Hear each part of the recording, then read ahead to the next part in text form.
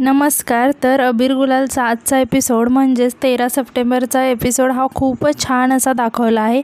Video शेवटपर्यंत नक्की बघा आणि आपल्या चॅनलला सबस्क्राईब करायला विसरू नका प्लीज.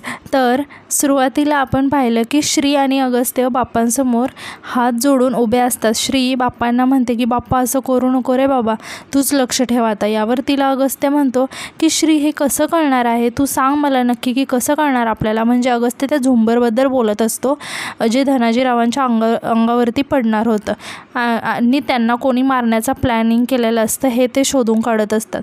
मग श्री अगस्त्याला म्हणते की अगस्त्य कधी कधी आंधळा गुट्टा पण बरोबर बसतो. तर अगस्त्य ते आश्चर्यचकित होऊन म्हणतो की म्हणजे. तर श्री म्हणते की म्हणजे जिथे आग असते ना तिथे धूर पण असतोच आणि जिथे धूर असतो ना तिथे आग असतेच की. काही ना काहीतरी हाती लागेलच की आपल्या. अगस्त्य आज काहीतरी सोक्षमोक्ष लावलाच पाहिजे, नाहीतर मग माझ्या जीवाला घोर लागून राहील. मी बघते थांब असं म्हणून ती तिथून निघून जाते. मग अगस्त्यसुद्धा तिच्या पाठीपाठी येतो आणि तिला म्हणतो की कसं शोधायचं सांग तूच. इतक्यात इव्हेंट मॅनेजर येतो आणि अगस्त्याला म्हणतो की अगस्त्य सर, माझं ना त्या हॉटेल मालकाशी बोलणं झालं आहे. हे सगळं प्रकरण ऐकून ते सुद्धा शॉक झालेत. ते झुंबर ना गेली 6 ते 7 वर्ष झालं तिथेच आहे आणि अगदी दर महिन्याला त्याचा मेंटेनन्स होतो आणि ते झुंबर पडूच शकत नाही असंही ते म्हणाले आहेत. मग अगस्त्य म्हणतो पण त्याला म्हणावं पडलं की आता. मग तो मॅनेजर म्हणतो की सर मला काय वाटतं माहिती आहे का, म्हणजे माझं मत असं आहे की एवढं मेंटेनन्स वगैरे करतात म्हटल्यावर कोणाचा घातपात करण्याचा तर विचार नसेल ना त्यांचा.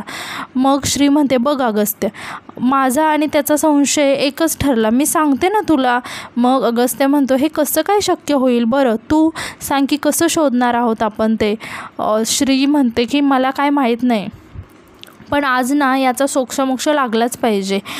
मी बघते. यानंतर आपण पाहतो की श्री त्या झुंबरच्या खाली येऊन उभी असते आणि ती इकडे तिकडे शोधण्याचा प्रयत्न करत असते. ती अगस्त्याला म्हणते की अगस्त्य म्हणतो की काही करते श्री, एवढी पॅनिक नको होऊस. तर श्री म्हणते अरे अगस्त्य काही ना काहीतरी सापडेलच ना.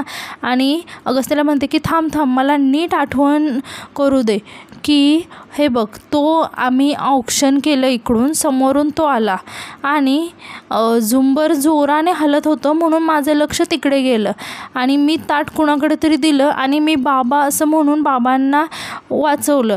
आणि तिला अचानक आठवतं की हां, आणि मध्ये कोणीतरी वेटर आलेला आणि तिने त्याला धक्का मारलेला आणि ती पटकन म्हणते अगस्त्य तो वेटर.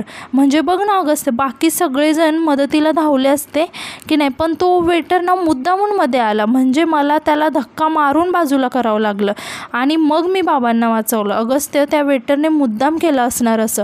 तितक्यात तिथे तो मॅनेजरही येतो आणि म्हणतो काय वेटरने. तर अगस्त्य पण श्रीला म्हणतो की म्हणजे तुझा तर त्या वेटरवरती संशय आहे का. श्री म्हणते की हो बघ ना. आणि ती म्हणते की थांब काही ना काहीतरी सापडेलच म्हणून इकडे तिकडे शोधायला लागते आणि म्हणते तो ह्याच दिशेने आलता आणि ती इकडे तिकडे शोधत असते. तिला तितक्यात एक दोरी दिसते. श्री ती दोरी हातात घेऊन बघत असते आणि ती दोरी हातात घेऊन अगस्त्याकडे जाते आणि म्हणते हे बघ अगस्त्य, ही दोरी बघ कशी कापल्यासारखी दिसते, असं कसं काय.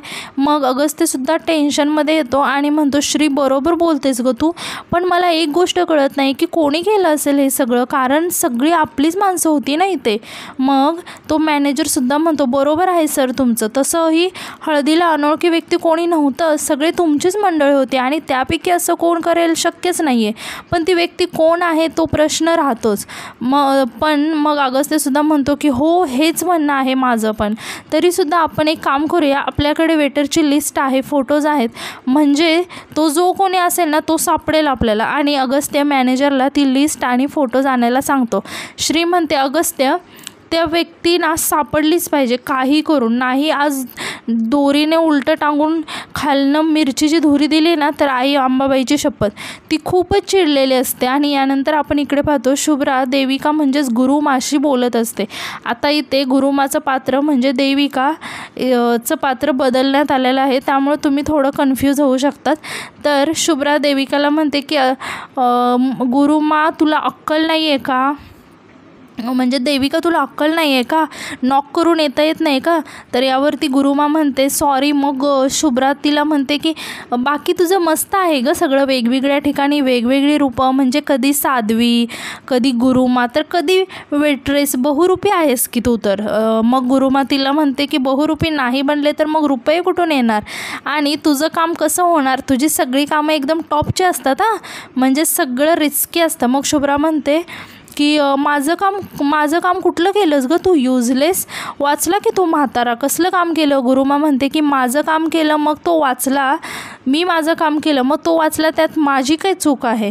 बाय द वे कोण होता तो, तुझी काय एवढी दुश्मनी होती गं, जीव घेण्यापर्यंत तू प्लॅन केला तो? मग शुभ्रा तिला म्हणते माझा बाप, आणि ती म्हणते म्हणजे खरा नाही खोटा.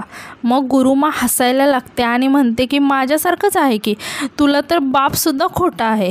म्हणजे शुभ्रा म्हणून तू वावरतेस, ते द शुभ्रा नाही आहेस तू, द शुभ्रा म्हणून फक्त वावरतेस तू, सगळी उदारची जिंदगी जगतेस तू तर. पण त्याने काय फरक पडतो, दत्तक पण घेऊ शकतात ना, त्यासाठी एवढं मारून टाकायची काही गरज नाही आहे ना, हे तू का केलंस गं? मग शुभ्रा तिला सांगते की इतके दिवस मी त्यांच्यासोबतच राहत होते, गायकवाड यांची मुलगी म्हणून मिरवत होते, पण आता असं समजले की मी त्यांची खरी मुलगी नाही आहे आणि हे त्यालाही समजलं. मग मला असं होतं की त्याने जर हे सगळ्यांना सांगितलं तर मला प्रॉपर्टीमधून काढून टाकलं तर, या गोष्टीची मला भयंकर भीती वाटते. भिकारी होईल, मी रस्त्यावर येईल, माझं लग्न ठरलं आहे ते पण त्याच्याच जीवावर ठरलं आहे आणि हे सगळं सत्य सांगून त्याने जर हे लग्न मोडलं तर, म्हणूनच मी त्याला मारायचा प्लॅन केला होता.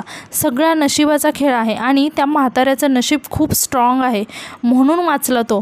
आणि ती थोडं थांबते आणि म्हणते पण एक मिनिट, तुला काय करायचं गं हे सगळं, तू का विचारतेस हे सगळं, तू इथे का आलीस माझ्याजवळ, अक्कल आहे का तुला? यावर गुरुमा म्हणजेच देविका म्हणते की 10 लाख दे माझे मला.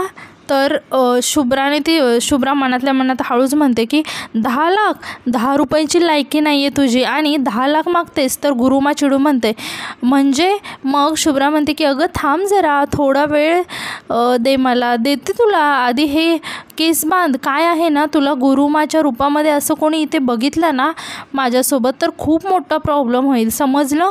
मग गुरुमा म्हणते की असली प्रवचनं ना त्या मंदिरात द्यायची, माझ्यासमोर नाही, मला माझे पैसे पाहिजेत, नाही तर मी बोंबाबोंब करेन ना, कळलं? आणि ती मोठमोठ्याने ओरडते की जय जय माता तूच त्राता, आणि ती जोरजोरात हसायला लागते. मग शुभ्रा घाबरून म्हणते गप्प बस, खाली बस. मग शुभ्रा गुरुमाला 1 लाख रुपये आणून देते आणि म्हणते की हे काय एवढेच घे आणि बाकीचे परत. मग गुरुमा म्हणते बाकीचे, मग शुभ्रा म्हणते बाकीचे 0. कसं आहे ना, तू कामसुद्धा अर्धवट केलंस ना माझं, तुला काय वाटलं गं, ते झुंबर पडलं खूप इझी होतं का, किती घट्ट बांधलं होतं ते, म्हणून मला दुसऱ्या माणसाला हायर करावं लागलं आणि काम अर्धवटच झालं आणि माझे पैसे पण वाया गेले, त्यामुळे तुला आता एवढेच मिळणार, समजलं, चल निघ इथून. मग गुरुमा म्हणते मी माझं काम केलं होतं, तो वाचला, त्याला मी काय करणार, आणि म्हणते की मला माझ्या कामाचे पैसे पाहिजेत, कळलं? तर शुभ्रा म्हणते की देविका तुला नाही मिळणार पैसे, त्यामुळे निघ आता. मग गुरुमाला खूप राग येतो आणि ती म्हणते ऐका ही मुलगी बनली बापाची खुनी. आणि मग शुभ्रा म्हणते गप्प बस प्लीज. मग गुरुमा म्हणजेच देविका म्हणते की मी ॲक्टर जरी B ग्रेडची असली ना तरी माझे कॉन्टॅक्ट A ग्रेडचे आहेत हां, लावू का क्राईम ब्रँचला फोन लावू, नाहीतर एक काम करते, बाहेर जाते आणि बोंबाबोंबच करते. मग शुभ्रा खूप घाबरते आणि म्हणते की का, अगं शांत हो, एवढं टेन्शन नको घेऊ, हे बघ काय कुठे पळून चालले का, मी देईन हां सगळे तुझे पैसे, काळजी नको करूस, पण आत्ता तर आपल्याला कोणी एकत्र बघितलं ना खूप मोठा प्रॉब्लेम होईल की नाही, जा बघू आता इथून. आणि ती म्हणते बाई निघ ना आता इथून. मग यावर गुरुमा म्हणते आत्ता मी जाते खरी, पण उद्या तुझा विचार बदलला तर. इकडे शुभ्रा म्हणते काय माहीत कुठून तुझ्याकडे मदत मागायला आले, हात धुवून माझ्या मागे लागलीस ते. मग गुरुमा म्हणते हो का, थोड्या वेळापूर्वी तू नव्हती आलीस का माझ्या मागे, मॅडम प्लीज माझ्यासाठी करा ना, प्लीज लवकर या. तेव्हा मग शुभ्रा मनातच म्हणते की त्या गायकवाडचा नाही तुझाच खून करायला हवा होता, काय करू मी, असं ती विचार करत असते आणि खूप टेन्शनमध्ये असते. आता यानंतर आपल्याला इकडे पाहायला मिळतं की श्री, अगस्त्य आणि मॅनेजर बोलत असतात. मॅनेजर श्रीला म्हणतो की मॅडम, आपल्याकडे असं नवीन कोणीच इथं आलं नाही, हीच आमची टीम आणि यातले सगळे ओळखीचे आणि विश्वास आहेत, एकदा बघून घ्या ही फाईल. मग श्री ती वेटरची लिस्ट बघते, पण तिला त्यात काहीच सापडत नाही आणि ती म्हणते नाही आहे यातलं कोणीच नाही. म्हणजे अगस्त्य, माझा संशय खरा ठरला. म्हणजे तो माणूस खास या कामासाठीच नेमला होता, म्हणूनच तो इथे आला असणार. मला नक्की आठवते, फक्त कुठे त्याला बघितलं आहे ना हेच आठवत नाही. मग अगस्त्य तिला म्हणतो की बरं ठीक आहे, काही हरकत नाही आणि तो मॅनेजरला तिथून जायला सांगतो आणि म्हणतो श्री, जर तू म्हणत असशील ना तर हे नक्कीच काहीतरी विचित्र आहे आणि हे काकांच्या जीवावर बेतलं आणि आपण त्यांना सावध करायला हवं. म्हणजे तो व्यक्ती आहे ना कुठल्या कामासाठी नेमला आहे आणि तुला कुठेतरी पाहिल्यासारखं वाटतंय, तर आठव ना प्लीज, कुठे पाहिलं आहेस त्याला, कसं पाहिलंस, कधी पाहिलंस. मग श्री म्हणते की अरे अगस्त्य, मगापासून तेच आठवायला लागले मी, पण आठवतच नाही आहे, मला कळतच नाही आहे कुठे पाहिलं. तर मग अगस्त्य श्रीला म्हणतो की सॉरी, तू रिलॅक्स हो, कारण असं पॅनिक सिच्युएशनमध्ये आपण असं वागून चालणार नाही. आता काही करून आपल्याला या गोष्टीचा उलगडा करावा लागणार आहे, कारण हे सगळं काकांच्या जीवावर बेतलं आहे. म्हणजे त्यांच्याकडून एकदा हा प्लॅन फ्लॉप झाला आहे, पण पुढचा प्लॅन आपल्याला बघावा लागेल. श्री, आपल्याला आता अलर्ट राहावं लागणार आहे आणि काकांना सुद्धा अलर्ट करावं लागणार आहे. अगस्त्य आणि श्री दोघेही विचार करत असतात. यानंतर आपण इकडे पाहतो, शुभ्रा रागारागाने पैसे आणते आणि गुरुमाला देते आणि म्हणते हे घे एकदाचं आणि निघ इथून लवकर, हे 5 लाख आहेत, उरलेले मी तुला नंतर देईन, पण प्लीज आत्ताच्या आता इथून निघून जा. आणि हे असे केस सोडलेलं गुरुमाच्या रूपात तुला कुणी बघितलं ना तर किती मोठा प्रॉब्लेम होईल माहीत आहे का तुला. मग गुरुमा म्हणजे देविका म्हणते की काय आहे ना, आपण असा अर्धा व्यवहार कधी करतच नाही, मला माझे पूर्ण पैसे पाहिजेत. आपला हिशोब कसा आहे ना, चोख एकदम, मला माझे पैसे ना पूर्ण दे. अशी रस्त्यावर आणेन ना तुला, नाही तर. आणि भिकारी कुठली, जाऊ का, सांगू आता बाहेर जाऊन सगळ्यांना. गुरुमा इकडे शुभ्राला धमकी देत असते. शुभ्रा खूपच घाबरून गेलेली असते. गुरुमा ते पैसे फेकते आणि म्हणते खड्ड्यात गेले तुझे पैसे, तू बघच आता मी तुझी कशी वाट लावते. मग शुभ्रा तिला थांबवते आणि नाटक करून तिला असं एकदम प्रेमाने म्हणते देविका थांब ना गं, असं एवढं हायपर का होते. मग गुरुमा तिला म्हणते की नाक दाबल्याशिवाय ना तुमच्या लोकांचं तोंड उघडत नाही, चल चल काढ माझे पैसे आणि विषय संपव आता, चल, नाही तर मी तुझं आयुष्य संपवून टाकेल, मग सडत बसशील जेलमध्ये, समजलं. मग शुभ्रा गुरुमाच्या समोर हात जोडते आणि म्हणते प्लीज प्लीज देविका, मला फक्त 1च दिवस दे, मी काही कुठे पळून चालले आहे का, देते मी तुझे सगळे पैसे, मला फक्त 1 दिवस दे. मग गुरुमा तिला म्हणते ठीक आहे, उद्याचा 1 दिवस थांबते मी, पण उद्या जर का पैसे मिळाले नाहीत ना तर तुझ्या लग्नात येऊन तमाशा करेन आणि सगळ्यांना तुझं खरं रूप काय आहे ना ते सांगेल, समजलं. आणि आता तू एन्जॉय कर डार्लिंग, मी निघते आता.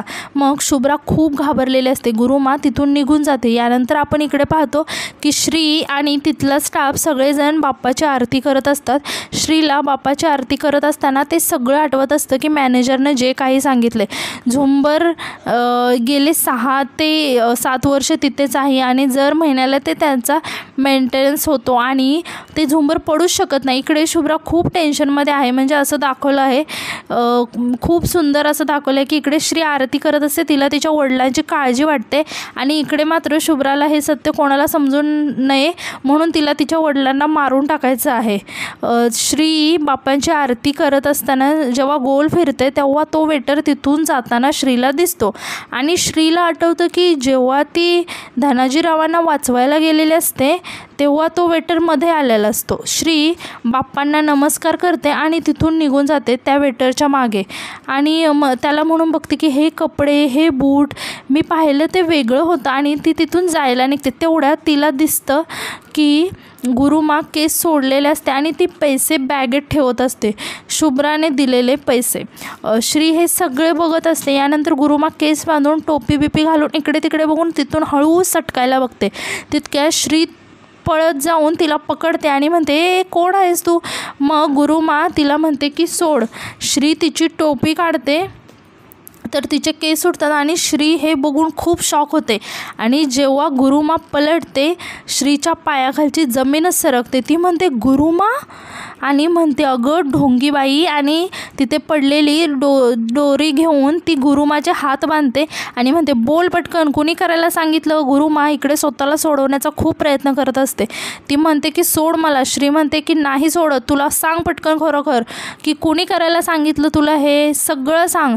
पण गुरुमा काही उत्तर द्यायला तयार नसते. श्री म्हणते ठीक आहे, तू अशी नाही सांगायची, थांब पोलिसांनाच फोन करते, पोलीस दाखवतील त्यांचा इंगा, मग बोलशील ना चटाचटा.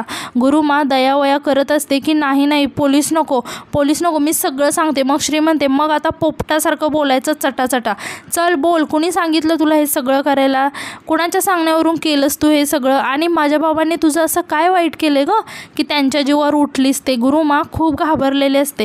आता गुरुमाने खरं सगळं सत्य सांगितलं आहे की नाही हे आपल्याला उद्याच्या भागातच कळणार आहे, कारण त्यांनी आजचा भाग इथेच संपवला आहे.